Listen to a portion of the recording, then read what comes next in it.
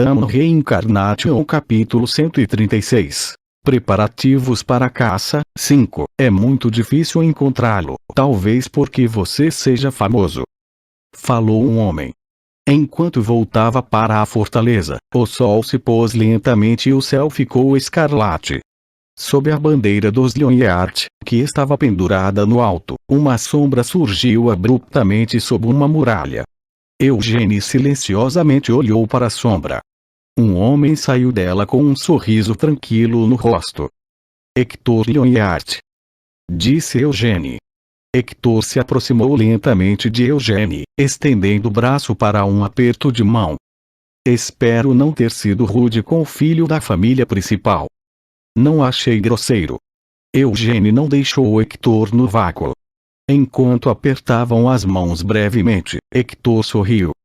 Se eu pudesse fazer o que quisesse, gostaria de cumprimentá-lo quando você chegou há pouco. Disse ele. Ele estava sentado na muralha em frente a onde Eugênie estava. O primeiro encontro com Hector foi breve.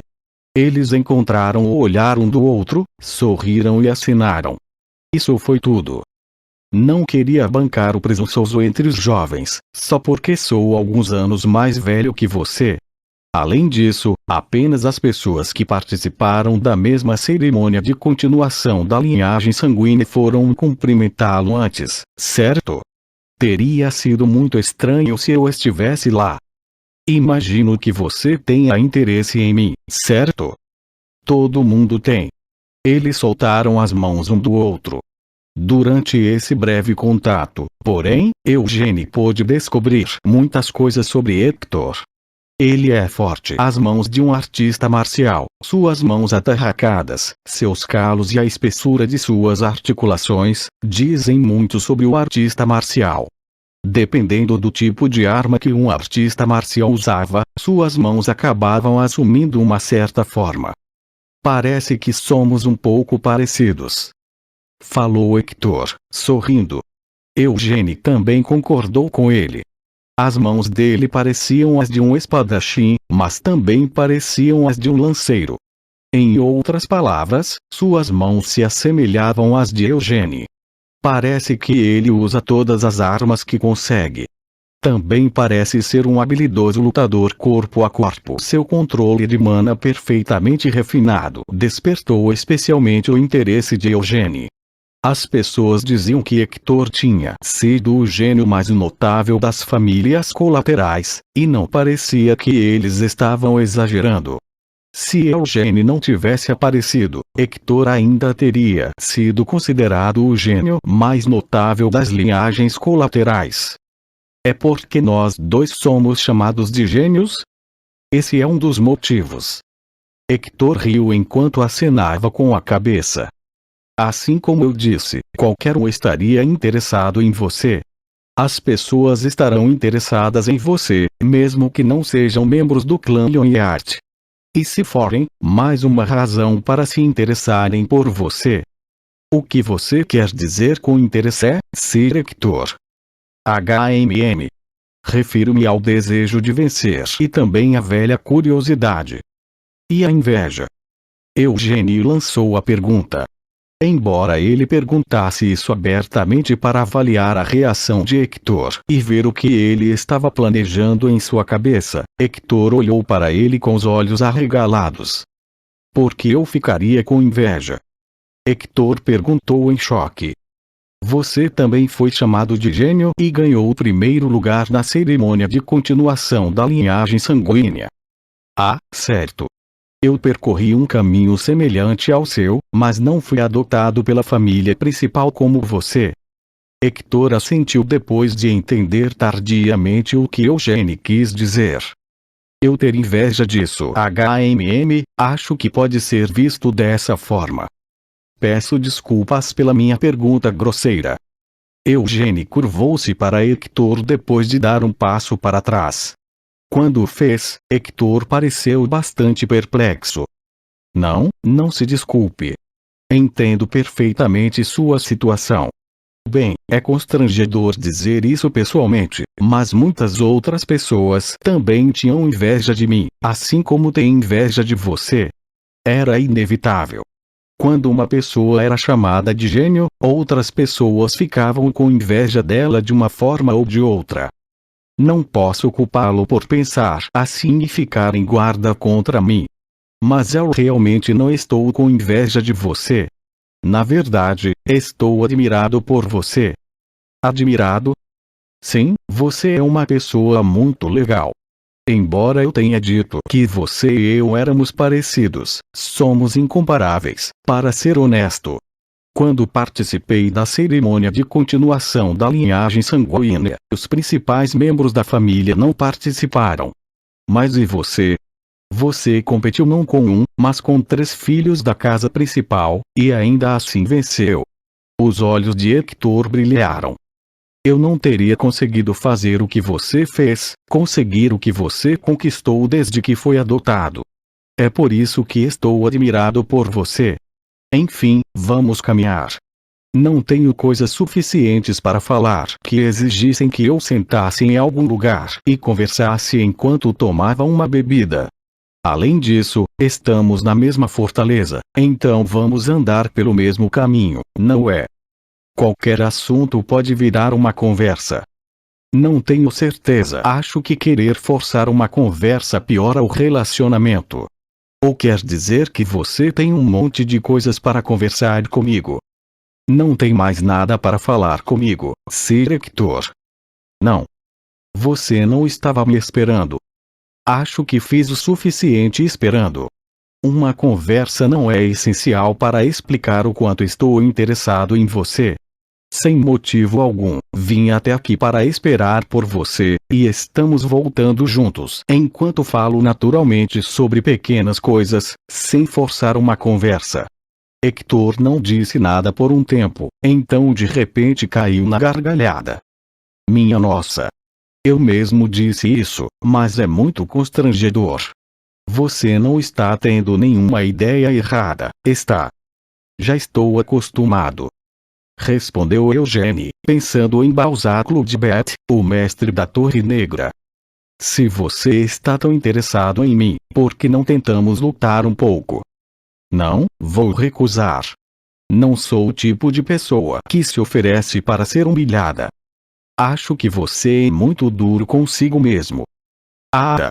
Obrigado por colocar dessa forma, mas não sou nada comparado a você. Também ouvi falar muito de você, Sr. Hector. Você é um cavaleiro honorário da Ordem das Presas Brancas, certo? Essa conquista não é nada demais. Você sabe quantos cavaleiros presas brancas existem em Ruhr? Há pelo menos 500 deles, mas e quanto ao seu passe para Acreon? Não há 10 passes no máximo? Hector deu uma gargalhada, balançando a cabeça. Desde o início, um título de cavaleiro honorário é honorário, assim como o nome sugere. Meu nome está listado como um dos cavaleiros presas brancas, mas isso não significa que eu seja realmente um cavaleiro presas brancas. Com seu talento, tenho certeza de que você se tornaria um cavaleiro honorário ainda mais rápido do que eu. Eugênie estava interessado no reino de Ruhr, mas não estava realmente interessado nos cavaleiros presas brancas, os cavaleiros reais de Ruhr. Não, seria melhor se eu me tornasse um presa branca para investigar notícias sobre Mordor. Eugênie se perguntou. Como não era cidadão de Ruhr, Eugênie seria no máximo um cavaleiro honorário. Assim como Hector havia dito, o título era honorário. Quando ele se tornaria membro da família real de Ruhr se começasse de baixo? Gostaria que Sian simplesmente se casasse com uma princesa de Ruhr, resmungou Eugênie para si mesmo. A família principal estava considerando várias candidatas para ser a esposa de Sian, e uma princesa de Ruhr era uma delas. No entanto, havia um problema, ela tinha acabado de fazer 10 anos. Hector. Gênia Leoniat de repente chamou Hector de uma janela em um andar superior. Ela fez uma careta quando viu Eugênie e Hector juntos. Você deve ser próximo dela. Eugênie falou calmamente. Estamos nos reencontrando pela primeira vez em anos, mas sim, somos bem próximos. Gênia pisou no corrimão e pulou. Embora tenha pulado de um lugar bem alto, caiu sem fazer barulho. Caminhou em direção a Hector. Por que vocês dois estão juntos? Gênia perguntou. Nos encontramos no meio do caminho. Respondeu Hector. Ela claramente não gostou da resposta dele. Com um olhar feroz, olhou para trás e para frente entre Eugênia e Hector. Vamos. Aonde? Hector perguntou desconcertado. Você prometeu treinar comigo. Gênia estalou, agarrando o pulso de Hector. Parecia que ele não queria lutar, mas não se livrou do aperto de Gênia. Você vem com a gente. Hector voltou-se para Eugênia enquanto estava sendo arrastado. Antes que Eugênia pudesse dizer qualquer coisa, Gênia puxou o pulso de Hector com ainda mais força, franzindo testa. Não quero mostrar a ele. Disse ela com os dentes cerrados. Não mostrar o quê? Eu lutando quer dizer, não quero mostrar a ele minhas habilidades. Gênia disse isso o mais baixo possível. No entanto, Eugênia podia ouvir a conversa claramente devido aos seus sentidos aguçados. Observando os dois com uma cara amarga, Eugênia estava tendo um conflito interno. Se ele pudesse fazer o que quisesse, gostaria de segui-los. Ele não estava nem um pouco interessado em suas habilidades, mas queria incomodá-los ao assistir à sua sessão de combate de treinamento, precisamente porque Gênia não queria que ele assistisse. Se ao menos ela não fosse filha de Genos, Eugênia resmungou. Ele podia entender Gênia em algum nível. Além disso, Genos estaria em uma situação difícil como seu pai se Gênia acabasse odiando Eugênia mais do que odiava agora. No final, Eugênia deu alguns passos para trás, como se estivesse fazendo um favor a eles. Obrigado pela oferta, mas acho que terei que recusar. Estou um pouco cansado, fui convocado aqui e ali logo que cheguei. Convocado? Gênia ergueu uma sobrancelha. Meu pai não te convocou, você apenas o visitou por conta própria. Gênia saiu, arrastando Hector com ela. Parece que ela gosta muito do pai, pensou Eugênia enquanto Gênia e Hector se afastavam. Eugênia virou para o lado oposto e voltou para o castelo. A caça estava marcada para dali 2 dias. Ao contrário da cerimônia de continuação da linhagem sanguínea, a presença não era obrigatória e o evento era realizado em pouco tempo. Apesar disso, muitas pessoas das famílias colaterais participavam, como Gargit, Desra e Deacon. Não me lembro de nada sobre Deacon. 7 anos atrás, havia apenas 2 pessoas que chamaram um pouco da atenção de Eugênia durante a cerimônia de continuação da linhagem sanguínea: Gargit e Desra.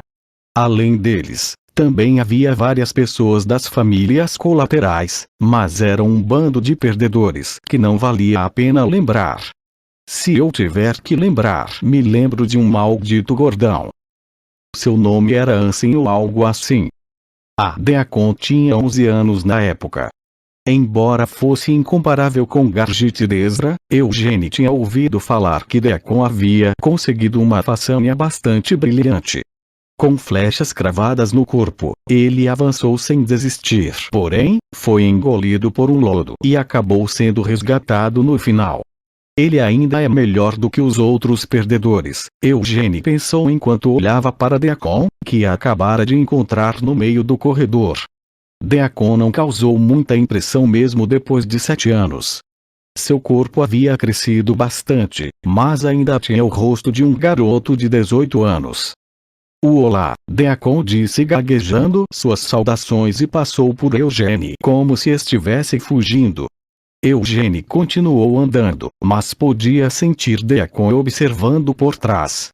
Quando olhou para trás, pôde ver Deacon olhando para ele de longe. Deacon também parou de andar. Você tem algo a me dizer? Não, não. Não tenho. Deacon se encolheu, então balançou a cabeça. Se virou novamente e se afastou em um ritmo rápido. Ele não tem espírito, disse Mer enquanto colocava a cabeça para fora do manto. Depois que olhou para Deacon, que apenas continuou andando, pulou em direção à porta do quarto de Eugênie. Acho que só tem duas pessoas em quem você deve prestar atenção, Hector e Gênia. O que você acha, Sir Eugênie? Por que devo dar atenção a eles? Esses dois podem atacá-lo por ordem do conselho do chefe dos anciãos. Mer falou baixinho depois que ela e Eugênie entraram na sala. Acho que o chefe não vai resolver o problema com as próprias mãos, considerando a posição dele. Os Cavaleiros Leão Negro são os cavaleiros que fazem o trabalho sujo dos Lioyerts em primeiro lugar, certo? Além disso, ele é o chefe. Haverá muitos homens que sujarão as mãos em seu nome. Você pode estar certa, disse Eugênie apaticamente enquanto se aproximava de uma janela em seu quarto. Assim como você disse, Hector ou Gênia podem ser os assassinos do chefe. Ou Deacon pode ser aquele que tenta me apunhalar pelas costas, para surpresa de todos. Aquele garotinho que não tinha espírito? Mer perguntou duvidosamente. A melhor pessoa para realizar um assassinato é aquela que ninguém espera. Não era apenas Deacon. Havia toneladas de pessoas que manchariam as mãos sob o comando do chefe. Embora Eugênie não pudesse dizer se um dos Cavaleiros Leão Negro ou outro Lioyert participando desta caçada era uma dessas pessoas, eu realmente não acho que Gargit será o assassino. Talvez Eugênie estivesse confiando em Gargit prematuramente, mas realmente não conseguia imaginar Gargit tentando esfaqueá-lo pelas costas por ordem do chefe. Talvez Desga seja o assassino. Eugênie ficou ao lado da janela e olhou para fora. Desra e Gargita estavam parados no canto de um grande ginásio. Gargita estava se concentrando em exercitar os músculos, ainda usando a blusa que oferecia uma visão embaraçosa de seu peito e axilas. Claro, o envergonhado não era Gargit. Um pouco mais longe, Desra estava praticando com sua lança. Eles estão trabalhando duro. Aquele homem, Gargit, luta usando seus músculos. Mer perguntou. Não acho que ele usou uma espada longa, se bem me lembro, mas porque está apenas fazendo exercícios de força em vez de brandir uma espada longa. Não tenho certeza. Eugênie se virou como uma cara azeda. As únicas pessoas no ginásio eram Gargit e Desra. Deacon voltou para seu quarto, e Evard e Eugênie não o viu depois que se cumprimentaram. Parece que ele se enfiou em seu quarto. Ciel disse a Eugênie enquanto entrava no quarto dele. Silenciosamente olhando para Mer, que estava rolando na cama macia, ela continuou. Pelo que ouvi, ele também come no quarto. Achei que ficou um pouco mais sociável quando disse olá para você primeiro, mas acho que não mudou muito. Acho que ele está melhor do que quando estava em Arot. Não sei dizer, mas acho que papai vai gostar quando vir Evard. Ciel bufou. Não seria possível que Evard estivesse participando dessa caçada, porque quer que o pai reaja?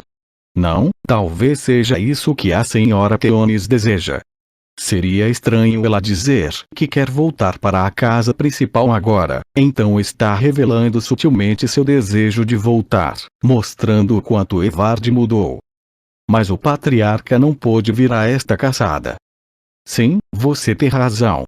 Papai está no palácio agora. Posso ser honesta? Desde quando você precisa da minha permissão para falar honestamente? Ainda bem que papai não está no Castelo dos Leões Negros agora. Você pode não saber disso, mas sabe quantas vezes o pai teve que abaixar a cabeça para outras pessoas por causa de Evard? Meu pai sempre participava da reunião regular do Conselho de Anciãos, pedindo-lhes que perdoassem Evard. Desde os 17 anos, Ciel vivia no Castelo dos Leões Negros. Era por isso que ela sabia o quanto Gilead havia tentado nos últimos 3 anos. Ele frequentemente visitava o Castelo dos Leões Negros e participava de reuniões para defender Evard.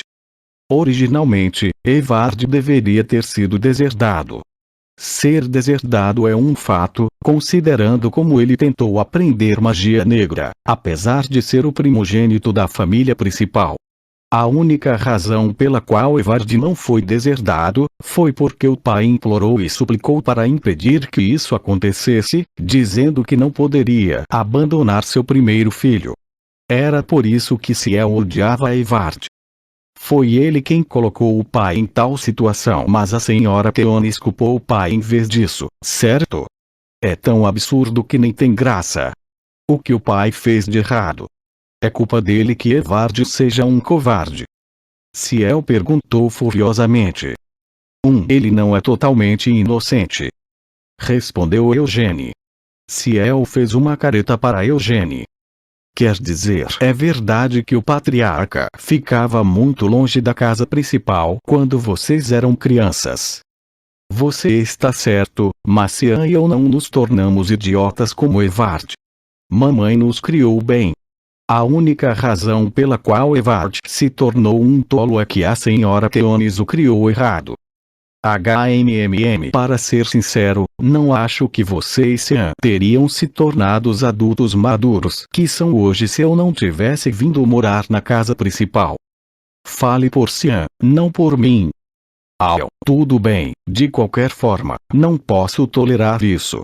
Junto com Evard, a senhora Theonis também deve se desculpar humildemente com o patriarca se realmente quiserem voltar para a casa principal. Então, podem voltar se pedirem desculpas. Porque eu os impediria. A senhora Ancila pode odiar. Ciel bufou, balançando a cabeça. Você acha que a senhora Theonis será páreo para a mamãe, só porque ela voltou para a casa principal? Os servos da casa são leais à mãe, eles já a consideram a única senhora do clã Lyonheart. Você não sabe disso, mas tem sido assim por muito tempo. Eles tratavam a senhora Theonis como sua mestra, apenas porque ela era a primeira esposa. A mãe é considerada melhor do que a senhora Theonis quando se trata de administrar os assuntos do clã. Eu realmente não sabia, Eugênie se interrompeu. Você não conhece a situação. Não importa que tipo de método a senhora Theonis use, ela nunca será respeitada da mesma forma que costumava ser. Isso também se aplica à caçada que acontecerá daqui a 2 dias. A situação atual nunca mudará, não importa o que Evard faça na caçada. Os olhos de Ciel se estreitaram. Ele ainda é Edvard. Claro, não vou baixar a guarda. É por isso que Cian segue treinando sem voltar para a casa principal. Eu vou fazer muito melhor do que Evard. Você está em vantagem. Deve ter caçado bestas demoníacas várias vezes neste lugar, certo? Mas ainda não me aprofundei na floresta, Ciel murmurou. Seus ombros se contraíram quando ela de repente percebeu algo. Tinha uma vantagem poderosa, experiência. Não havia bestas demoníacas em outras áreas. Não em Arot, no deserto de Naama ou na floresta tropical de Samar. Ciel sorriu enquanto olhava para Eugênie. Você deve ter encontrado muitos monstros, mas não conheceu bestas demoníacas, certo? Você sabe disso. Monstros e bestas demoníacas parecem semelhantes, mas são criaturas totalmente diferentes. Os monstros se tornam violentos, porque são afetados pela energia demoníaca. Enquanto isso, bestas demoníacas nascem de demônios. PFFT, Mer tentou segurar o riso. É por isso que a existência deles por si só é sinistra. Mesmo uma besta demoníaca de baixo escalão tem uma habilidade mágica, ao contrário dos monstros. Ciel ignorou Mer e continuou. Mer estava tendo muita dificuldade em segurar o riso. O que estou dizendo será perigoso para você andar sozinho. Os Cavaleiros Leão Negro estão te acompanhando, mas como você é filho da família principal, você tem que saber caçar sozinho e conseguir conquistas. Não se preocupe muito.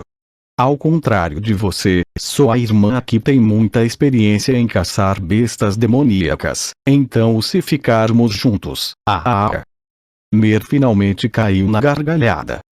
Porque você continua rindo. Ciel virou-se para Mer, amassando seu rosto. Enterrando o rosto em um travesseiro, Mer estava deitada e batendo na cama com as pernas. Não, não é nada. Mer respondeu, meio chorando. Ela sabia que Eugênie era a reencarnação de Amel, então naturalmente achou insuportavelmente engraçada a ostentação de Ciel. Uma especialista em caçar bestas demoníacas. Não havia um especialista melhor do que Eugênie em todo o continente. O que há com ela? Como Ciel não tinha como saber disso, ela não tinha ideia do porquê Mer estava rindo dela.